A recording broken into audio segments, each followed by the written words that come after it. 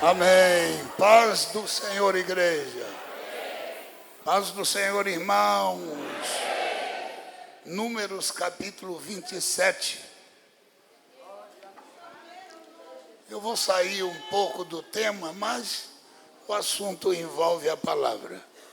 Nós estamos firmados na palavra do Senhor. Já encontraram o texto sagrado, irmãos? Bendito o nome do Senhor. Livro de Números, capítulo 27. E cercaram as filhas de Zelofeade. É um nome esquisito. Zelofeade, filho de Éfer, filho de Gileade, filho de Maquim, filho de Manassés, entre as famílias de Manassés, filho de José. Estes são os nomes das suas filhas: Macla, Noa, Ogla, Milca e Tirza.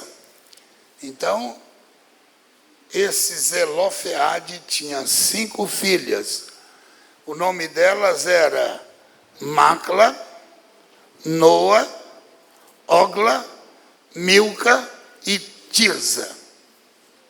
E puseram-se diante de Moisés, diante de Eleazar, o sacerdote, diante dos príncipes e de toda a congregação, à porta da tenda da congregação, dizendo: nosso pai morreu no deserto, não estava entre a congregação dos que se congregaram contra o Senhor na congregação de Coré, mas morreu no seu próprio mal. Em outra tradução, morreu no seu próprio pecado e não teve filhos,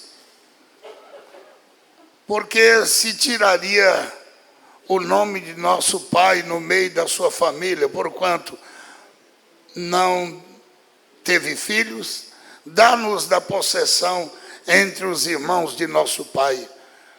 E Moisés levou sua causa perante o Senhor, e falou ao Senhor a Moisés, dizendo: as filhas de Zelofeade falam retamente, certamente lhes darás possessão e herança entre os irmãos de seu pai, e a herança de seu pai farás passar a elas. E falarás aos filhos de Israel, dizendo: quando alguém morrer e não tiver filho, que foi o caso de Zelofeade, então fareis passar a sua herança à sua filha. Amém. Deus abençoe. Senta em nome de Jesus. Pode abrir a boca e glorificar o Senhor. Irmãos, o texto não vai fugir do tema, só entrando por um outro caminho. Eu quero dizer para os irmãos, muito especialmente a minhas irmãs, que Deus nos chamou para servir a Ele como servos e servas de cabeça erguida em toda situação.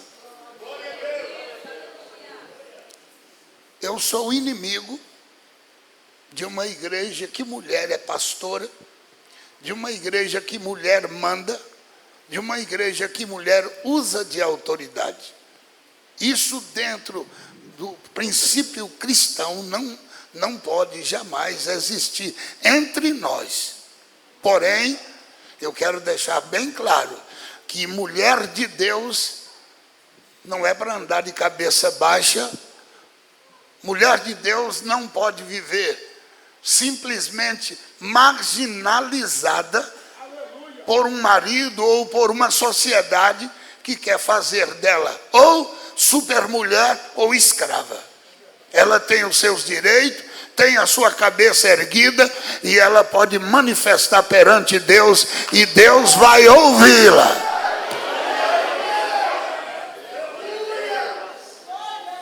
Aliás, essa sociedade nossa criou uma espécie de homem forjado para ser aquele tipo de cidadão que veste uma roupinha cor-de-rosa, com a mãozinha quebrada, que às vezes uma moça quer casar e olha e diz, mas ele não pode representar uma família, ele não pode representar uma descendência para mim. Porque eu entendo que uma mulher precisa ao lado dela um homem com letra maiúscula, homem. Um homem que tenha caráter, um homem que tenha nome, um homem que tenha a cabeça erguida. E quando a mulher precisar, ela sabe que ao lado dela tem um verdadeiro homem, um macho. Então essa sociedade nossa marginaliza muito esses jovens. Desculpe, não é o assunto, mas convenhamos. Jovens que entram pela moda, pelo estilo da moda que se oferece. Na verdade, meus amados, os meios sociais, as redes sociais, a televisão e outras, eles colocam os meninos tudo dentro de uma condição que parece que, mesmo aquele que não tem tendência, ele passa a ter, pela roupa, pela fala, pelo jeitinho delicado, sabe, aquele jeitinho todo macio. Ele não é, mas a sociedade diz que ele tem que ser. A fala, sabe, aquele trejeito, aquela, sabe a coisa. Irmão, Deus fez macho e fêmea.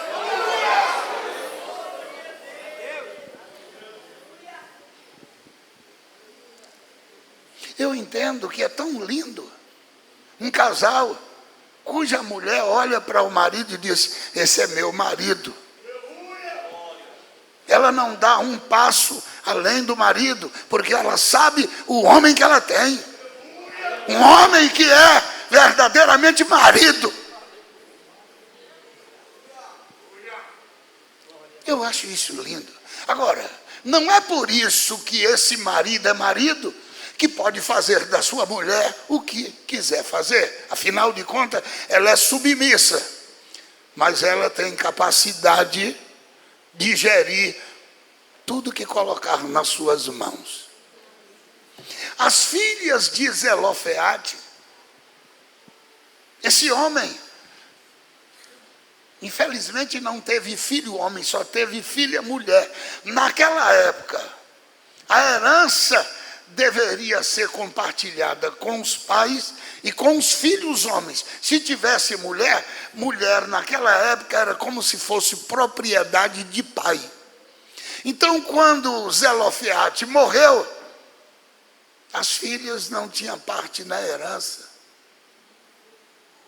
E elas ficaram tão desanimadas com aquela situação. Desanimada não, elas ficaram feridas, sentidas. Ela disse, não, nós não podemos deixar de herdar aquilo que é de direito que o nosso pai lutou, construiu e constituiu. Nós vamos conversar com Moisés, vamos falar com o sacerdote, vamos buscar o nosso direito a quem é dado o direito. Aqui tem um outro dado que eu acho lindo. Quando Zelofeade criou suas filhas, criou no temor de Deus. Como é que eu sei isso? Porque elas defenderam o pai diante de Moisés, dizendo, Moisés, lembra quando aqueles 3 cabeças levantaram? Como é que era o nome deles? Levantaram contra ti, Coré, Datã e Abirão. Lembra aqueles 250 que foi com eles? Meu pai não estava lá não. Meu pai era um homem que honrava a Deus e honrava o Senhor. Meu pai morreu como morre qualquer um. lá no deserto. Mas meu pai era um homem que te honrava e honrava o Senhor. Portanto, eu vim aqui, Moisés, pedir um direito. E é uma coisa linda. Eu me sinto feliz de ver que tem irmãs que não é porque o marido é um calça frouxa que ela deixa a casa cair. Não, ela tem autoridade, Deus dá graça, ela vai na frente e faz o que tem que fazer. Que o homem deveria fazer, ela não faz, ela faz. Eu nunca aceitaria uma irmã passar na frente de um marido, verdadeiramente marido, tá, irmã? Marido com H maiúsculo, homem de verdade. Respeita teu marido. Entenda que ele é o cabeça. Entenda que Deus colocou ele como cabeça. Agora, se ele não é cabeça, não deixa a casa revirada, porque ele não é cabeça. Vai na frente. Faz igual as filhas de Zelofehad. Vai lá e busca o teu direito, que Deus vai te ouvir e abrir a porta. Agora, outra coisa que me chama a atenção é o nome dessas meninas. Todo pai, toda mãe, toda família, quando nasce o filho, ele tem uma razão para botar o nome do seu filho. Já observaram isso? Quando o indivíduo não conhece a Deus, gosta de futebol, Neymar. É isso mesmo ou não é? Quando ele não conhece a Deus no mundo da música, ele procura o artista que ele... Né? E quando o crente ama o Senhor, não estou dizendo que todo caso é o mesmo caso, mas ele pensa imediatamente no nome de alguém que representa a sua fé. Em regra geral, os cristãos põem o nome dos filhos. Vamos lá, Abraão, Isaac, Jacó, Rebeca. É assim ou não é? Porque eles entendem o seguinte: eu quero que minha filha seja uma Raquel, que seja uma Rebeca. E eu não vejo ninguém pondo o nome da filha Dalila. E muito menos Jezabel. Mas por que você não põe? Porque você conhece a personalidade ou quem foram essas mulheres. Então elas não te representam. Os filhos é colocado de acordo com sua fé, com a sua crença, com seus valores. É o nome do pai que você ama, é o nome da mãe, é o nome de um irmão, é o nome do vô e da avó, de pessoas que ficaram ali marcados na sua vida. Isso é valor, são valores. Aí quando Zelofehad põe o nome das filhas, olha o que a tradução vai dizer. A Macla, que quer dizer confiança. Eu acho que nasceu a menina, disse para a mulher: vamos colocar o nome da nossa filha Confiança, porque eu creio que essa menina vai ser a nossa confiança, vai ser o nosso futuro. Aí entrou a outra filha, Noa. A Noa eles puseram o nome, determinação. Essa menina vai ser determinada. Essa menina não vai ser qualquer pessoa. Ela vai resolver o problema que tiver para resolver. Depois nasceu Ogla, que quer dizer aquela que tem os pés livres, que não é amarrada, que não fica ali enrolada, que não deixa a casa jogada sem limpeza. Eu fui na casa de uma irmã, oh meu Deus, eu não gosto de lembrar isso. Comida de uma semana apodrecida em cima do fogão. Aquele cheiro de podre.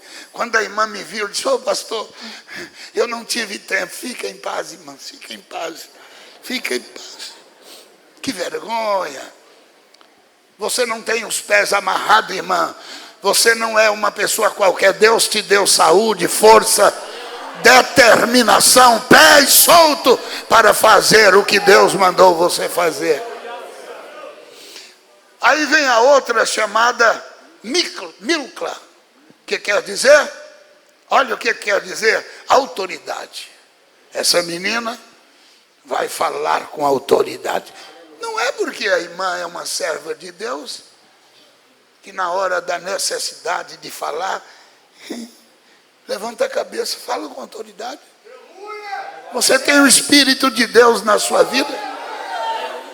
Não é porque nós somos crentes, diante dos nossos direitos, diante daquilo que for. Não baixa a cabeça não. Levanta a cabeça. Na hora de agir, faça valer o seu direito. E depois, por fim, nasceu ainda a Tirza, que quer dizer aquela que tem prazer, principalmente prazer em conhecer o Senhor nosso Deus. Então, irmãos, eu entendo que as coisas começam a funcionar na vida do crente desta forma. A moça casa com o rapaz e de repente no seu ventre começa um filho. Ali foi gerada uma criança. Essa criança já nasce com a bênção de Deus. Quem é que orou no ventre da sua esposa quando o seu neném estava para nascer? Quem orou? Levanta a mão. Eu estou falando quem é casado, não é, irmão? Levanta a mão. E quem não é também, pode ser amigado, mas tem filho. Pouca gente casada assim, que não tem filho. Parece que essa geração não tem filho. Quem é que tem filho? Esses aqui tudo tem filho. Tudo tem filho. Quantos filhos, Mosmar? 4. Você? 4. 2. 2. 3. 5. Empatou. 3. Empatou comigo. 5. Lá em casa é 5. Eu queria até uns 10, mas tá bom, 5 tá bom. Amém? Então, a gente dá valor aos nossos filhos. Nós oramos muito, para que Deus nos dê. E sabe como é que é o nome dos nossos filhos? Raquel, Isaac, Lloyd. Alguém sabe quem é Lloyd? Avó de Timóteo. Você não lê Bíblia?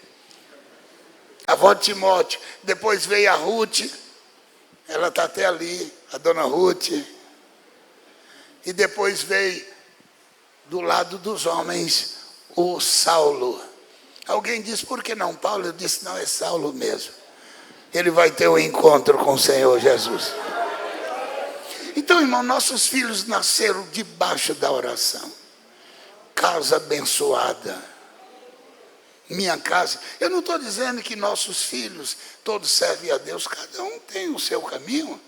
Ensinar, nós ensinamos, mostramos para eles. Amém. Cada um daí para frente é dono do seu nariz.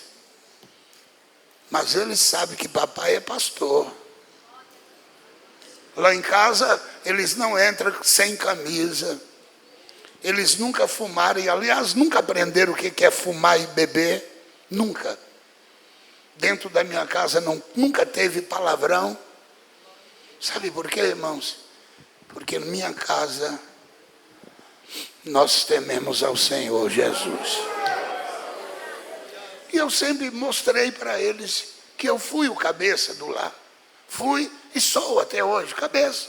Apesar da idade, quando a gente vai ficando velho, os filhos começam a arrastar a gente. Você já viu isso? Você vai ficando velho e os filhos começam a dizer, pai, o senhor está velho. Mas tem hora que eu levanto a cabeça e disse, opa, não é assim não.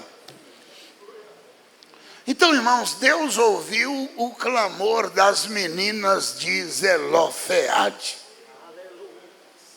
E o Senhor mudou aquela lei. Eu fico impressionado que a lei foi dada pelo Senhor a Moisés. E quando Deus percebe que houve uma falha, sei lá, na necessidade até das gerações, e que aquele pai de 4 filhas que não tinha filho, as meninas seriam prejudicadas na hora de partir a terra, quando eles estavam entrando em Canaã, e que era necessário a divisão da terra. E elas reclamaram, dizendo, olha, está chegando a hora, e nós não temos direito. E elas foram perante Moisés, perante o sacerdote chamado, como é que era o nome dele? Eleazar. Aqui tem uma coisa que às vezes a gente não entende. Por que começa a dizer assim, ó, filha de Zelofeade? E o Zelofeade era filho de Éfer, e Éfer é filho de Gileade, e Maquir. E ela vai até chegar na última descendência. No interior, os irmãos devem lembrar disso. Na vida lá atrás, você perguntava assim, você é filho de quem? Eu sou filho de seu Zé. Mas quem é seu Zé? Seu Zé é filho de seu Antônio, lá da vendinha, lembra? Ah, lembro, seu Antônio. Pois ele é irmão do Tião, lembra o Tião? Tião do Leite. Alguém lembra disso? Então você vai dando toda a descendência para a pessoa entender quem é você. Ah, entendi, eu conheci seu bisavô. Eu imagino que eles naquele deserto, naquela dificuldade, eles tinham que conhecer quem eram os seus descendentes, para que pudesse dar o nome. Então, esse Zelofeade, portanto, era da tribo de Manassés. E foi quando ele disse assim, olha, ô Moisés, dá um jeito aí, resolve o nosso problema. Aí Moisés disse, volta para casa, fica em paz, eu vou buscar Deus, eu vou orar ao Senhor, e o que o Senhor mandar,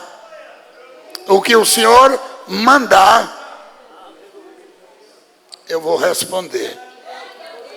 Versículo 6, e falou o Senhor a Moisés, dizendo, as filhas de Zelofeade falam retamente, fala a verdade, certamente lhes dará a possessão da herança entre os seus irmãos e de seu pai, e a herança de seu pai farás passar para ela.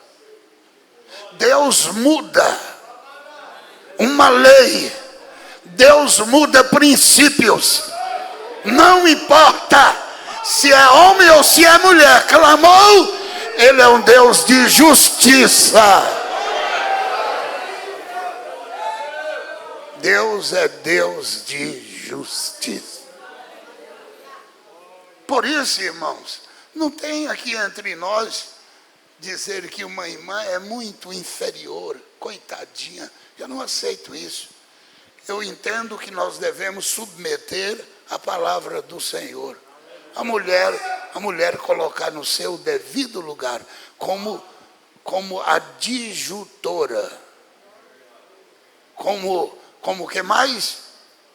Companheira, que esteja junto do seu marido, ao seu lado.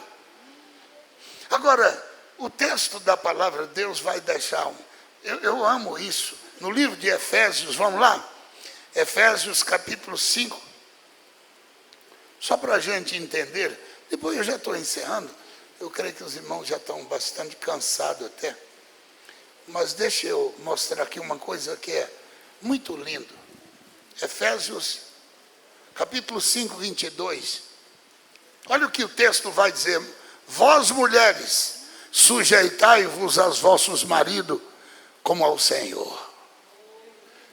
Quem ama seu Senhor? Quem ama o seu Deus? Sujeita seus maridos. Isso é Bíblia. Mulher sujeita aos maridos. A sociedade projeta uma mulher que é cabeça. Não é. A sociedade projeta uma mulher que ela muitas vezes é superior ao homem. Depende. Na capacidade intelectual pode ser. Mas como esposa, não. Ela deve ser sujeita ao seu marido, como deve ser submissa ao Senhor Jesus. Porque o marido é a cabeça da mulher, como também Cristo é a cabeça da igreja, sendo ele próprio o salvador do corpo. Agora prossegue, presta atenção. De sorte que, assim como a igreja está sujeita a Cristo, quem é a igreja, diga amém. Amém. Quem é sujeita a Cristo, diga amém. Amém. Como a igreja está sujeita a Cristo, assim também as mulheres sejam em tudo sujeitas aos seus maridos. Agora vem o recadinho aqui para o marido. Verso 25. Vós, maridos, amai vossas mulheres, como também Cristo amou a igreja, e a si mesmo se entregou por ela, para santificar, purificando-a com a lavagem da água pela palavra, para apresentar-se a si mesma igreja gloriosa, sem mácula, sem ruga, sem coisa semelhante, mas santa e irrepreensível. Verso 28, presta atenção. Assim devem os maridos amar suas próprias mulheres, como a seus próprios corpos. Quem ama sua mulher, ama-se a si mesmo.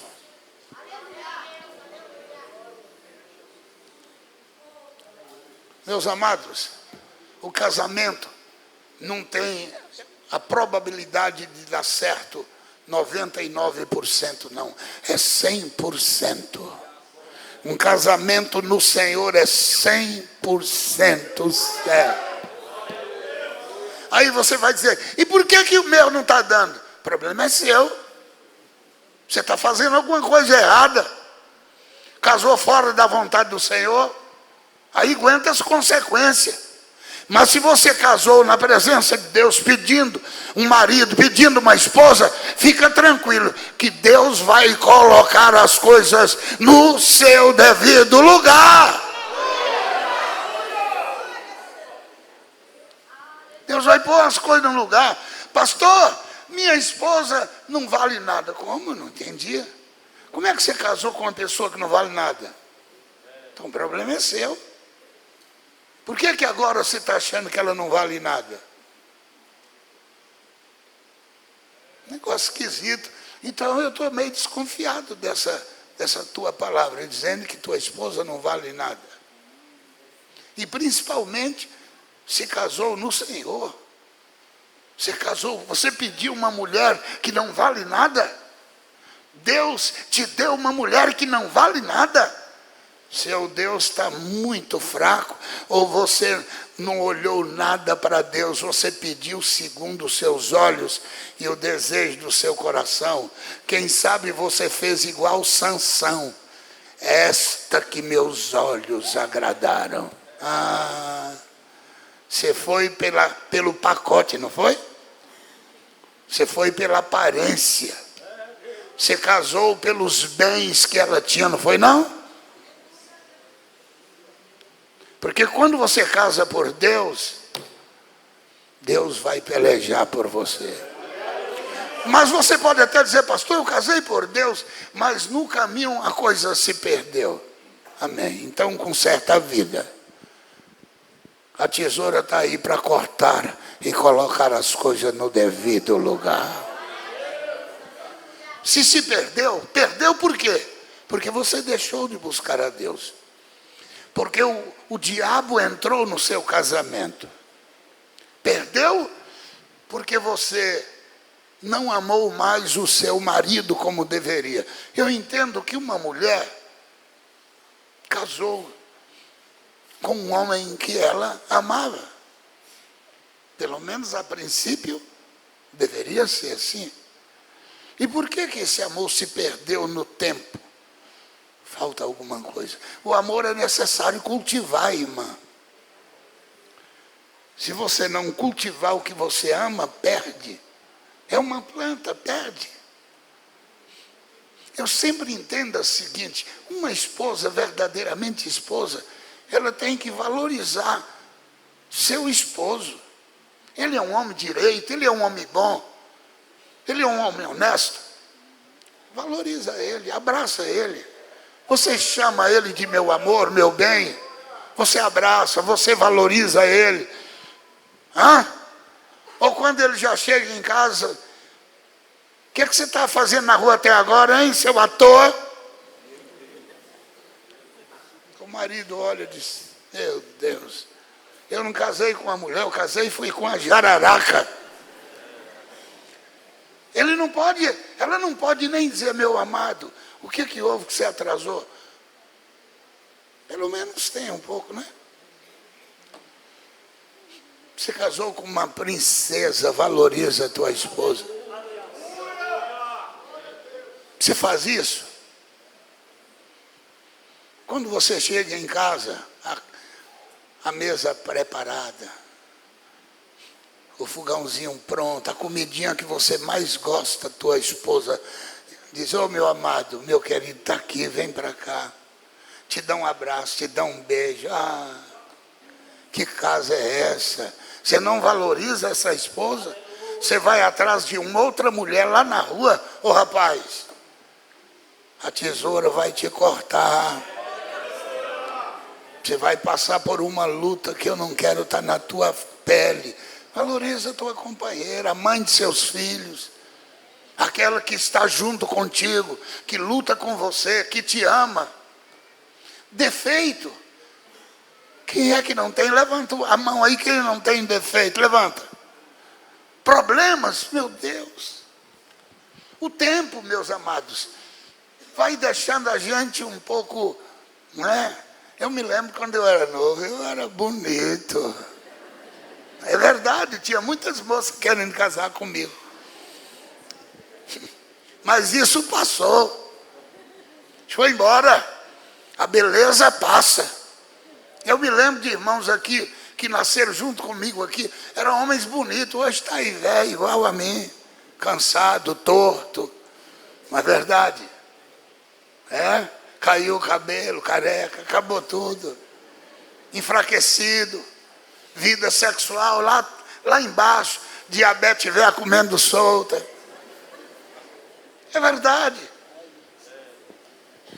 Mas o bem melhor, você já viveu. Valoriza isso, levanta a cabeça.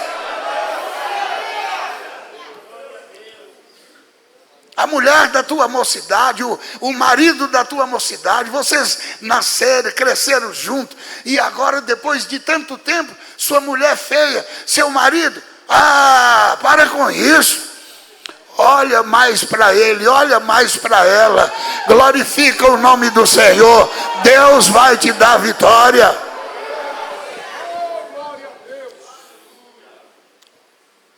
Quantas irmãs dizem assim, eu casei, meu marido era uma benção, eu não tenho mais amor por ele. Mas por que você não ama mais? Morreu o amor.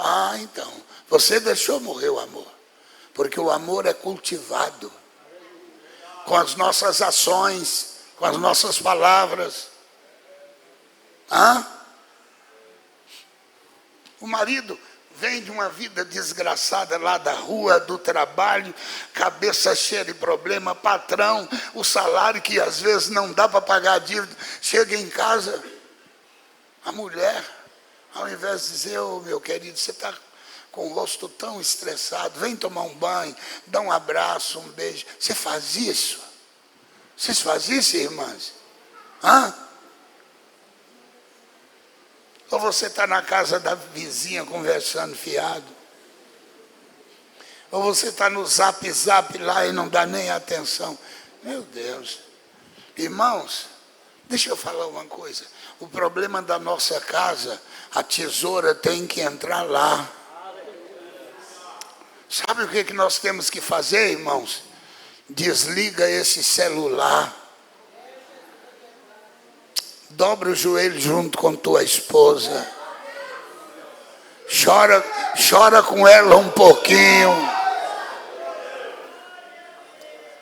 Conversa um pouquinho mais com ela. Conversa com ele, irmã. Irmã, você é a princesa do lar. Você tem toda ternura. Você tem toda condição de mudar a cabeça do homem. A influência da mulher é tremenda. Tanto para o bem como para o mal. Você viu o que a mulher daquele cidadão que atendeu mal Davi? Como é que era o nome daquele miserável? Que não quis dar suprimento para os servos de Davi. O nome dele era Nabal. Aquilo é um infernal, o Nabal, filho do diabo. Quando Davi vinha com sua tropa para matar Nabal, Abigail ficou sabendo. Por isso que eu entendo que a mulher prudente é esta mulher. Ela não deixa o mal bater na sua porta. O que Abigail fez? Botou 2 servos na frente, um jumento carregado de suprimento, e diz: vai que eu vou atrás. E quando ela chegou e dobrou o joelho diante de Davi, e disse: Davi, não faz isso. Infelizmente eu não estava em casa, meu marido é filho do diabo, você não vai fazer isso, Deus vai te dar o livramento, Davi. Eu sei que a espada está na tua mão, você pode matar, porque Deus é contigo. Mas Davi, quando a mulher fala tudo o que deveria falar, sabe o que Davi disse? Bendito o Senhor, que desviou os meus pés de derramar o sangue. Uma mulher sábia edifica a sua casa. Uma mulher sábia é abençoada pelo Senhor. Ah, para com isso. Muitas vezes, irmãs, vocês têm tudo na mão. O afeto, o carinho, uma casa aconchegante. A hora que seu marido chegar, abraça esse velho. Ajuda ele.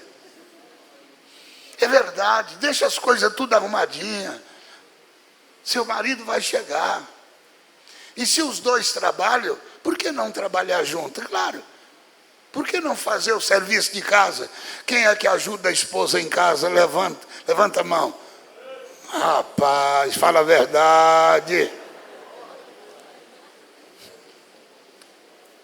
Quem é que sabe fazer comida aí? Levanta a mão. Oh, aleluia. Oh. Olha quanta gente. Agora vamos lá. Quem é que seu marido ajuda em casa? Levanta a mão. Aí, é isso aí. E se não ajuda, ele vai ajudar agora. Vai ajudar ou não vai? Vai ajudar. Seu marido ajuda em casa, irmão? Ajuda? É companheiro? Ama teu marido. Ama. Eu espero que Deus nos dê graça. Meus amados, se tiver alguma coisa errada na nossa vida, o problema está em nós. Eu vou repetir. Deus há de fazer a limpeza em nossa vida. A poda precisa começar em nós, lá em casa. Começa a dar atenção para sua família. Quantos filhos que não têm mais o carinho do pai e da mãe, eles dão um celular e deixa a criança à vontade, como se o celular fosse o papai ou a mamãe. Está perdido. Deixa eu encerrar esse texto de Efésios capítulo 5. Olha, eu queria só que vocês guardassem o verso 32. Quando eu leio o texto está falando de marido e mulher. Mas quando eu chego no verso 32, olha o que o texto vai dizer. Leia comigo. Grande é este... Não entendi. Me ajuda? Grande é esse... Isso aí é o quê? Ah, vocês não... O que é mistério? Define. O que é mistério? Vocês fugiram da escola junto comigo? O que é mistério? Uma coisa não revelada, uma coisa oculta. O Senhor está dizendo que casamento, marido e mulher, é um grande mistério. Meus amados, não tem uma coisa mais linda. E aqui eu encerro. Um casamento. A moça de branco, arrumadinha, esperando o amado. Ah, o que você está querendo? O rapaz olha e diz, está ali minha noiva. Eu vou casar. Eu vou ter uma esposa. Eu vou ter uma família. Sabe o que o Senhor está dizendo? Isso é um mistério. Sabe por que é mistério? Porque Jesus vai casar também com uma noiva de branco. Sabe por que isso é mistério? Que a igreja prepara para este grande casamento. Quem está preparando para ser a noiva do Cordeiro? Como é que você acha que vai ser o casamento? Como é que é esta noiva? Uma moça bela, uma moça bonita, uma moça adornada, uma moça cheirosa, uma moça linda. Jesus não casaria com uma moça feia, uma moça desajustada. A igreja do Senhor é bela, é bonita. Ela foi lavada no sangue do Cordeiro. Você está entendendo isso? Já viveu no pecado, mas não vive mais. Já andou nos desejos da carne, mas não anda mais. Já viveu na mentira, na prostituição, no crime, mas o sangue de Jesus nos purificou de todo pecado. Grande é esse mistério. Isso é mistério. Igreja é isso, meus amados. E se tiver alguma coisa errada, Jesus está aqui para ajustar. E muitas vezes no casamento é necessário Deus em algum momento dar umas cortadinhas. Ele dá uma podada, ele ajusta para você entender que você vive a dois. Casamento é uma concessão. Você abre mão de muitas coisas. A vida do meu irmão é da tua querida, a vida dela é sua. Ninguém tem direito de nada mais. Vocês são iguais diante do Senhor. O corpo dela é seu, o seu corpo é dela. Isso a Bíblia diz, que casamento há esse sentimento de igualdade. Eu sou feliz. Meu casamento deu certo. E eu nunca me imaginei que não ia dar. Porque quando eu fui casar, eu disse: Jesus, eu quero uma companheira. Eu nunca pedi uma moça bonita, perfeita. Não tem. Não tem um rapaz perfeito, tem? Se alguém me disse assim: Senhor, eu quero um rapaz perfeito, até casar. Depois que casa, ele começa a revelar as imperfeições. Eu imagino. É desse jeito que é, Isabel? Amém. Isabel é uma benção. Então, irmãos, desculpa, um momento de descontração. Mas vale a pena entender isso. Vamos servir a Deus? Vamos? Quem crê que Jesus está aqui para colocar as coisas no lugar? Jesus está aqui. Vamos valorizar a nossa casa, a nossa família. Uma mulher, para ser uma mulher de Deus, ela tem que ter uma casa na presença de Deus. Um homem, para ser um homem abençoado, ela tem que ter uma companheira ao lado dele, uma mulher santa ao lado dele. E se não é ainda, Deus vai te dar.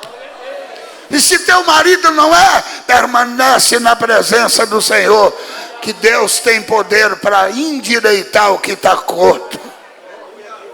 A tesoura dele está aí para cortar e botar as coisas no lugar.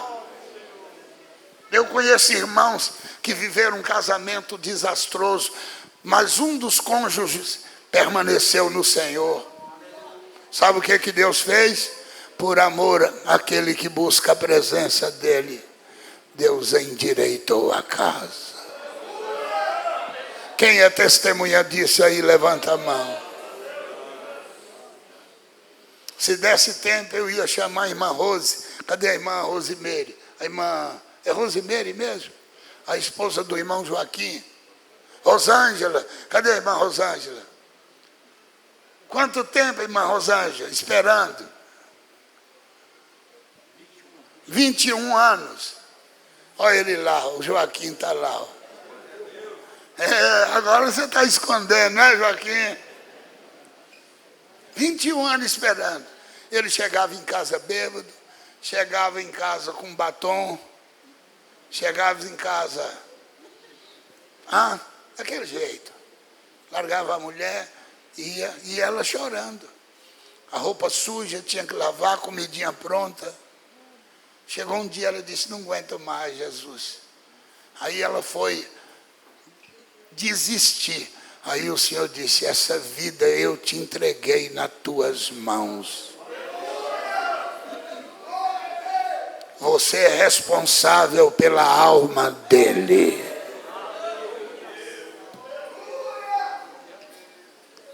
Hoje eles dois estão aí servindo a Deus, obreiros da casa do Senhor.